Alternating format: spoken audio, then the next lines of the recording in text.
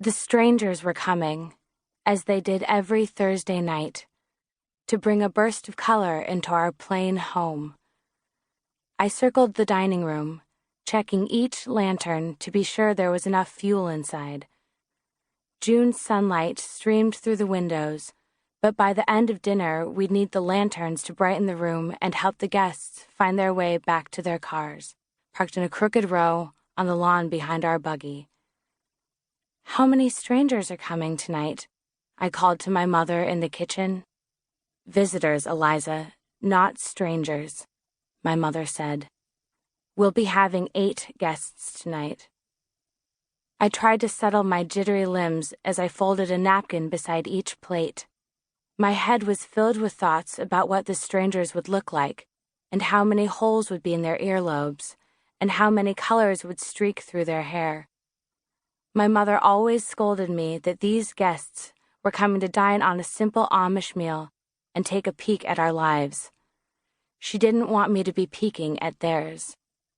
"They live in their world, and we live in ours," she would say, as though that would satisfy my curiosity. My mother and I had been busy in the kitchen all afternoon, preparing roasted chicken and mashed potatoes, and the air in the house was thick with cooking smells. I walked around the table, setting the silverware neatly on each folded napkin.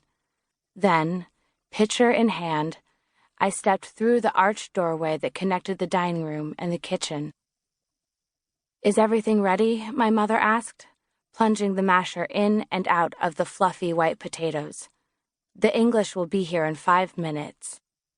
"The table's set," I said, carrying the pitcher to the small pump mounted on the side of the sink. I pushed the handle up and down a few times until the cold water gushed from the spout, then pumped the handle more slowly until the pitcher grew heavy in my hand. Back in the dining room, I filled the glasses before my mother and I made 2 trips to carry the piping hot food to the sideboard. I watched my mother as she arranged the serving dishes.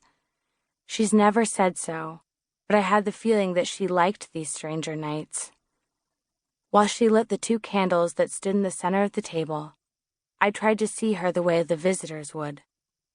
Her brown hair was twisted into a severe bun that pulled the skin taut around her gleaming silvery eyes. A white bonnet, called a cap, sat on top of her head, the 2 strings untied and draped over her shoulders.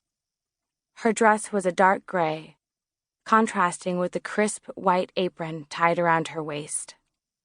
Looking down, I smoothed my own apron and fingered my bonnet strings. My dress was blue and slightly rumpled, but otherwise my clothing was identical to my mother's. Sometimes visitors would ask about our clothes, and my mother would explain how our dresses are sewn in a uniform style.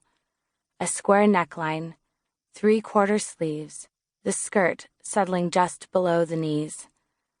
The dress is fastened with snaps because buttons are considered fancy and are forbidden. Our clothes are plain, and so are we. A car door slammed, and the murmur of voices reached me from outside. My mother nodded to me in her serious way, and I went to my usual spot beside the table while she greeted the visitors at the front door. They came into our living room as they always did, eyes round, heads downturned a bit, as though trying not to stare. I saw a woman with short, choppy hair scanning the books on the wooden shelf. Another woman brushed her fingertips along the back of the rocking chair, her red dress swaying as she walked. Then Mr. Allen, who owns the inn where the guests were staying, led the group to the dining room table. Mr. Allen isn't Amish, but he knows our ways. He brought the idea of these dinners to my parents a year ago, and since then he has been a weekly guest at our table along with the visitors. The guests filed to the table in a quiet, orderly way, their eyes taking in the cherry wood furniture that my father had made with his own hands.